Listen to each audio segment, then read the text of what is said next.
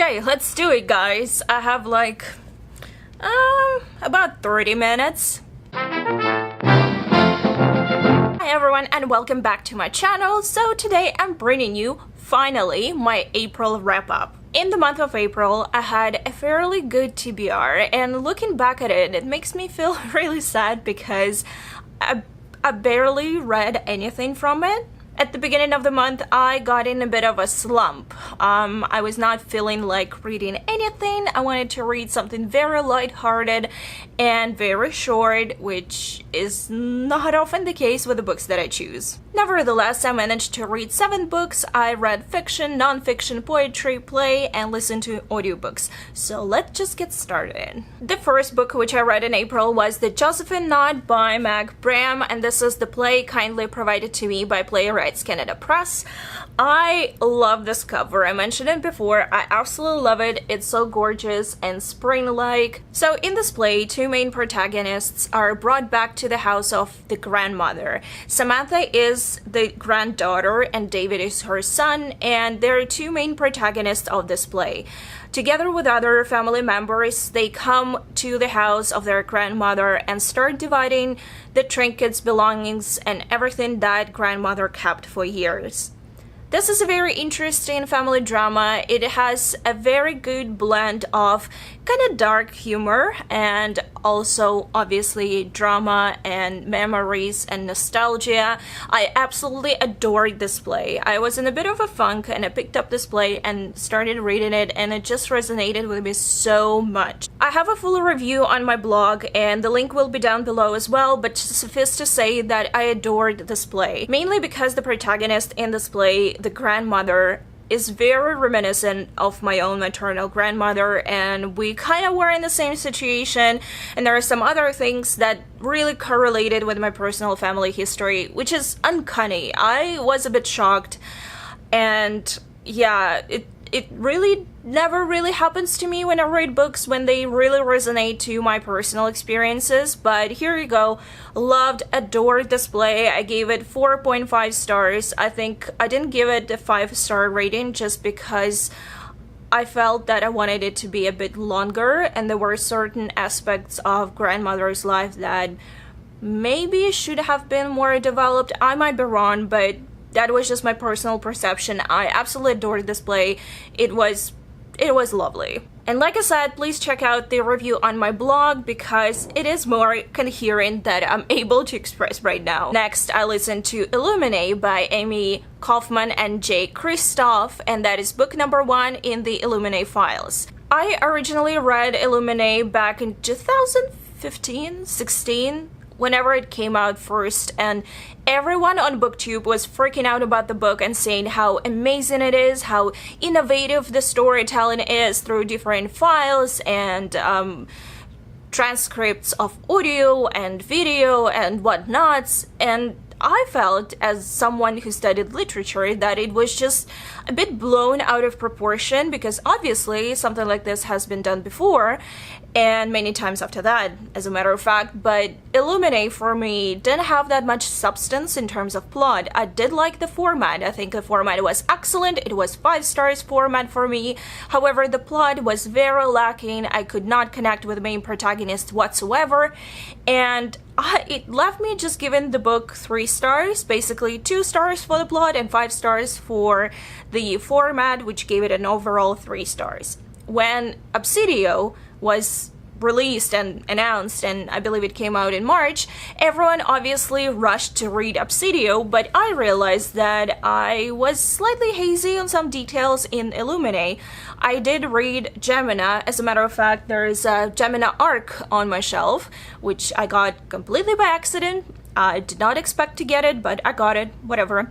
And I liked Gemina slightly better, just slightly. However, I decided to give Illuminae book number 1 another go as an audiobook since a lot of people that I talked to absolutely swear by it. So I listened to it, and I must say that the fact that there is a whole cast performing the audiobook, that there are additional noises, and the book comes more to life for me, especially in those chat transcripts. Those chats felt for me very personalized, if it makes sense. I could not connect to the characters, especially when you look at the page of Illuminate and there are a lot of words which are crossed out, like swear words, etc, etc. In audio, it works so much better. So overall, I would say that my perception of an audiobook Illuminate is much better as opposed to the hard copy. I still gave the book the same rating. I did not change it on Goodreads. I slightly upgraded it to 3.5 stars, but that's just because the audio performances were very good and I really enjoyed it. However, overall, my perception of the plot is pretty much the same. Next, I was feeling so bored and I was in a bit of a funk, couldn't get out of it. I didn't feel like reading fantasy, I didn't feel like reading contemporary, I didn't feel like reading anything whatsoever. And while looking at the pile of books from the library that I have on my shelf, I kind of glanced at Big Magic by Elizabeth Gilbert and I was like, okay, I might as well give it a go. So here's this book, and this is actually the copy that I purchased for myself. Why? Because I really enjoyed it. I think everyone read this book. Literally everyone. I struggle with very popular or hyped books. I usually try to stay away from them unless I heard something specific about the book that would pique my interest. However, with this one, I was going like, no, I'm not interested in any self-help or mentorship or memoirs or creative living, whatnots. Elizabeth Gilbert for me has been like a no name for a very long time. I cannot really explain why. I do have a blog post on my blog that I posted yesterday talking about it, but when Eat, Pray, Love came out the first time like 10 years ago, I think I was just not the targeted audience and I could not really understand the book. I could not understand the hype over it or the hype over Elizabeth Gilbert as an author. So when this book came out and I looked at the cover, I mean, cover is kind of pretty, but for me it was just like, nah, it's too over the top, whatever, I don't care. But I still picked it up because I did not feel like reading anything at all, but I wanted to read. I don't know if you ever have this feeling, but it's the most bizarre feeling ever. You want to read, but you don't want to read anything. It's almost like with a hunger, you know? You're kind of craving something, but you don't know what. So this is what I was experiencing, and I picked this book up. I'm not going to summarize it because first of all, it's kind of difficult. Secondly, probably everyone knows what it's book about. Plus, it's titled Big Magic Creative Living Beyond Fear. The title is self-explanatory. I admit, this book took me by surprise. I expected it to be more coaching, more, you know, into your face. This is how you need to live your life, especially if you're a creative person, but it's not. It's very lighthearted. Elizabeth Gilbert gives a lot of examples from her own experiences about publishing, about writing. She talks about her experience in writing, publishing, and aftermath of Eat, Pray, Love. She gives other examples about finding her ideas and, you know, sharing ideas with the world and whatnots. I liked this book. It was not revolutionary for me. It was not eye-opening, but it was such a nice, light read that just spoke to me in a way. And you know, as writers and readers, we do get in a bit of funk, and it happens, life happens, whatnots. So I do recommend you check this book out. I gave it overall rating of 3.5 stars because 3 stars for me is something that, you know, I kind of read but probably would not pick up again. However, something closer to 4 stars is something that I would definitely reread again. I did purchase my own copy because I decided that I really want to go through the book and annotate it, which I never do. Believe me, I never write anything in my books. I never highlight anything in my books. All of my books are in pristine condition, but with this one I kind of want to do that because I wanted to write down my notes on the margins, what I was thinking, how it relates to me. So I'm looking forward to rereading this book, and definitely if you have not yet, please check this book out. It might help you get over some funk, it might help you get over some fear, or if you have someone in your life who does not really understand the creative life, give them this book, because this book is also very beneficial for someone who has a creative person in their lives, because you need to understand those people, you need to understand us, and I think this book really helps with that. Next, I listened to an audiobook, The Poet X by Elizabeth Acevedo, and this is a YA contemporary poetry book. The whole book itself is a story about a girl who is the daughter of immigrants, and she is being brought up in a very strict Catholic household. Her father is somewhat distanced from the family. Her mother is extremely strict and conservative. She does not allow the girl to go out or even talk with boys. She doesn't have a boyfriend, obviously. So this story is about her, how she discovers slam poetry, how she starts writing poetry, and how she deals with her conservative mother. Obviously, this book sounds very autobiographical because the author herself is a Puerto Rican immigrant. She also was brought up in a very conservative household, so this book does sound very much like a memoir. The book itself is written, and I had to look at the copy in the bookstore just to get a visual of it since I listened to it as an audiobook. The book is written as poetry collection. So every chapter is essentially one poem. When I was listening to the audiobook, I had an impression as if I was listening to the fiction book written in prose, but with some elements of prose poetry, because at times we had this rhythmic parts of the book which were definitely like slam poetry, very upbeat. I really enjoyed listening to this audiobook, especially since it was narrated by the author herself. Since she is a slam poet and slam poetry is part of the book and it's written kind of in a prose poetry way, it just really works together. I was, as a matter of fact, blown by the performance. There are certain lines in the book which are spoken in Spanish, and I think it just adds to the story immensely. I loved this book. I absolutely loved it. I think I loved it more because it was in audio. I don't think I would have enjoyed it reading it as much as I enjoyed listening to it. The main protagonist goes through a lot of things due to the church and also her family and finding love, finding herself. Oh my god, I adored this book. I still gave it only 4 stars, however, because some parts of it did not sound like poetry at all. They just sounded like fiction. And believe me, it's not a bad thing, but when the book is announced to be a poetry collection or a novel written in poetry or prose poetry, I just expect it to be more rhythmic throughout. If you think of The Long Way Down, it is very rhythmic when you read it. You don't have to listen to an audiobook, but when you look at the page, you can see that there is a rhythm and flow to every single passage of it. With the Poetax, there is not so much of a flow. There is flow at certain parts of it, but not throughout. And that's the only reason why I gave this book 4 stars. Otherwise, it's absolutely amazing. I do highly recommend you listen to that in audio.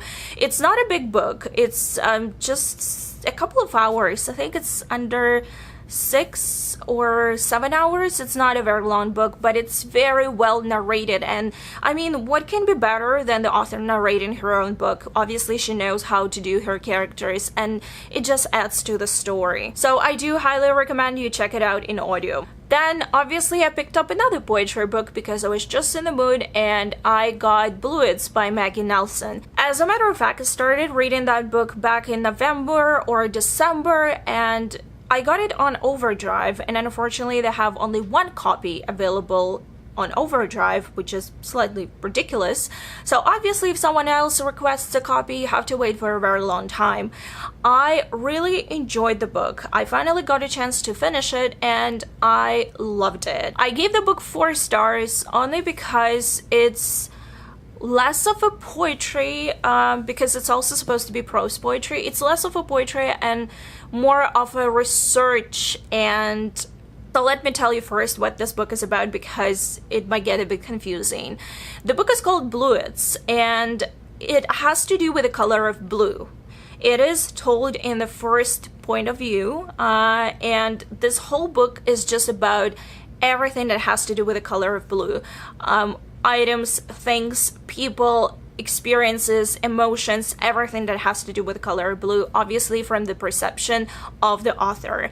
I loved it because I love color blue. It's one of my favorite colors. However, the book itself and the way it's split into different passages or poems, I found it a bit difficult to get into it at times because some of those poems were slightly different in narrative style and content. Some of them were very much about history and research, how blue color exists in nature, for example, in certain stones, how those stones are being mined, how blue is important for certain history, periods, cultures, whatnots.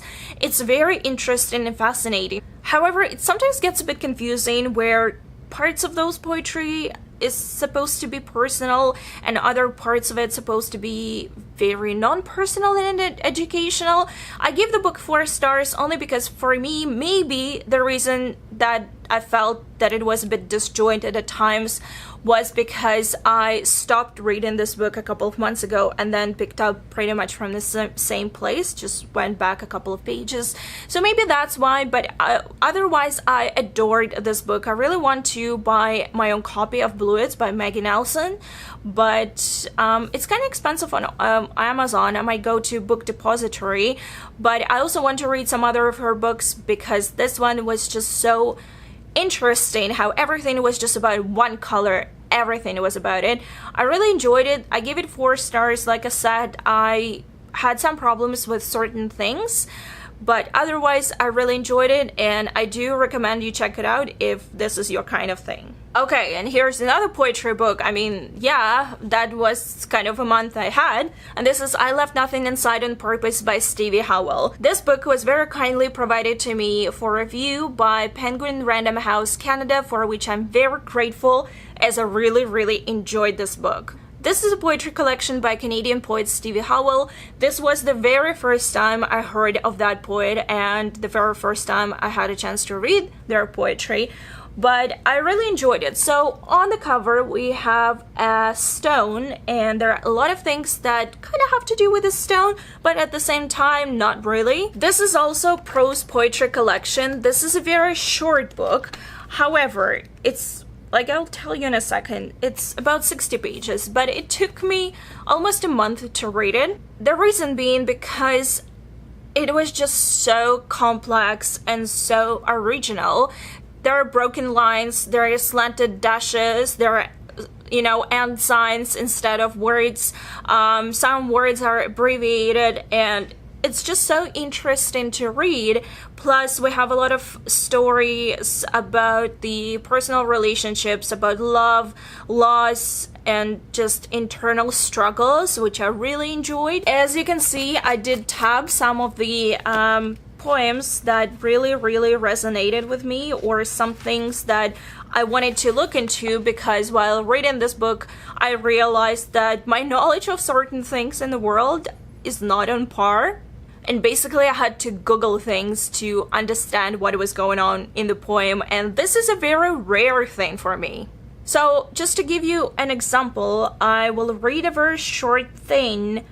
It's basically a couple of lines, and it's part from the poem called To the Husband, and it says, "Why believe in mythological sirens when it's men who promised and silenced, who pulverized the pottery of our skulls to form sandbar, who named the alarm after the prey?"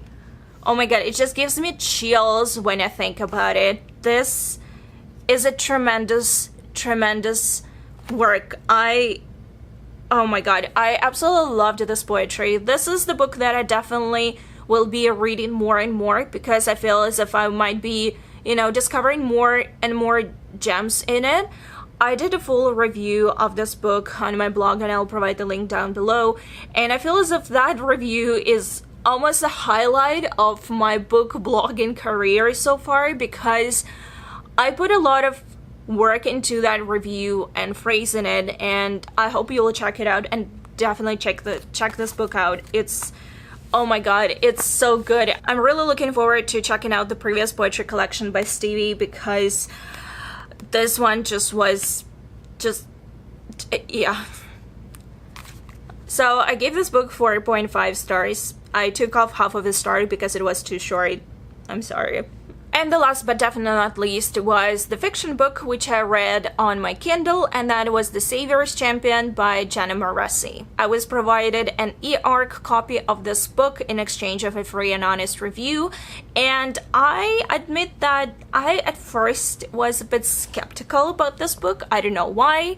I do love Jenna and her channel. I think she's an amazing person. She's a great YouTuber. All of her videos on writing advice are both educational and hilarious. I think she's a very nice person, but I was a bit wary, I guess, of the book. It was giving me a lot of gladiator vibes, a lot of, you know, ancient Rome or ancient Greece, and it's not like I hate that period, quite opposite. I do enjoy it. However, I felt that the story was not very innovative, if you know what I mean. But I was actually proven wrong. Once you get over the first 2 or 3 chapters, I think she might even have those chapters on her website. I might be wrong, but I know that those 3 chapters are kind of slow and might sound a bit cliched and undeveloped. However, once the plot picks up, it really picks up. We get so much action. So much freaking action. I was so engrossed in the book. I was taken by surprise. I do review a lot of books, and it takes, you know, it takes a certain book to get me that into the story, and I got into the story of The Savior's Champion very quickly. I did enjoy it. However, I must admit that the book is way too bloody and gory for me. It's just a bit too much. I did not expect it from Jenna. Or maybe I should have expected it from Jenna, but I was still surprised. So this is an adult dark fantasy. Let's be clear here. For some reason, some of the book reviewers and Goodreads tagged it as YA. It is not. It's definitely not YA, even though some of the protagonists might be like 18 or 17 or younger or older. It is a very dark fantasy. It is adult. There is sex in there. There is gore. There is murder. There is so much killings. Oh my god. So in this book, we have the country, which is somewhat reminiscent of ancient Greece or ancient civilization, and they do have some sort of figure, the savior, who supposedly saved their land from famine and death and destruction and whatnots. So that is almost like a goddess in a way who keeps their country safe. And once she becomes of eligible age, there is a tournament that happens, and the winner of the tournament becomes her husband. It sounds like a very simple idea in a way, but the tournament itself is so complex and so wicked. I think this is a very good word to describe the book. It's wicked. To be completely honest, I give this book only 3.5 stars, and there are 2 reasons for it. One, the main plot twist that is supposed to be such a huge, big deal and big revelation, I basically saw it from the very beginning. I don't know why. That's one thing. Second thing, I felt that the way it was revealed at the very end was not done very well. I felt as if the ending was very rushed. We had an amazing start. We had a very good action in the middle, but when we got to the very end and there were a lot of things happening besides the tournament, there were some other things happening in the background, and once we got to the end of the tournament and we got the whatever result, I felt that that was very rushed. It was just a couple of chapters, and the big revelation between characters also felt very rushed.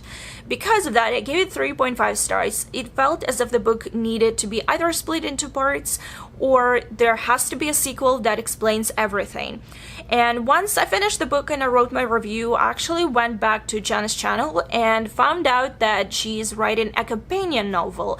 I thought that she was writing a sequel, but she's actually writing a companion novel from the perspective of another character, and that would give us a glimpse of everything else that was happening in the background of the first novel, but from a different perspective. I'm not 100% sure how I feel about that. As it stands right now, I did enjoy the book. I think it's very well paced, well written. It is very engaging, extremely engaging. I did like the characters. I had some problems with the representation in the book in terms of the disfigurement, disability, and LGBT. It's not bad, but for my personal taste, I felt that it could have been handled better. I have the review on my blog if you want to go and have a look at it, but overall I felt that the book was done really well. Oh my god, my camera stopped recording because I ran out of space. Dear lord. So I felt that the book could have handled some of the issues much better. I still enjoyed it. I think it's a great book, and Janet does have a lot of talent when it comes to storytelling. I'm a bit hesitant, and I don't know how I feel about the companion novel. I would rather combine those two novels and have a switch in point of view, but that is just my personal opinion. Feel free to check out the blog post that I have.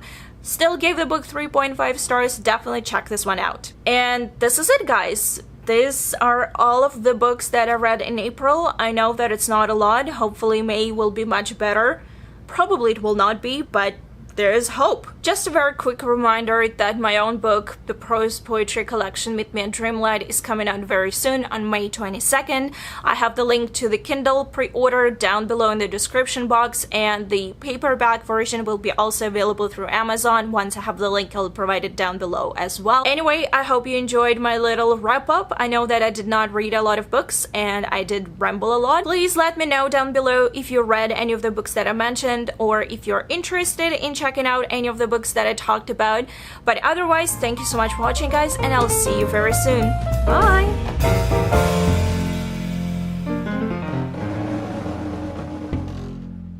I dyed my hair red last night and it looks absolutely fabulous in the daylight. It looks even better than I expected. I also look very pale, and this lipstick situation is not helping either. I put on red lipstick that tried to remove it and put some lip gloss on top, so it's a mess, but I'm just gonna go with it because I need to film and then run to work. I hope you all appreciate it because I have not finished my cup of coffee yet. I also hope that my camera actually focuses on my face. I've been having some problems with that lately and it really annoys me. And like I said, please check out the full review of this play on my blog post. She talks about her book Eat, Pray, Love. Eat, Love, Pray. I can never remember it. Pray, Eat, Love. What is it? Eat, Pray, Love. It actually says on the cover. Oops. Oh boy, I'm really chatty today, and I feel like I'm gonna be late for work. Oopsie. Since the book has to do with the Puerto Rican immigrants, there are some parts of it which there are quotes in French. Why did I say French? And now I'm officially late for work. Oh boy.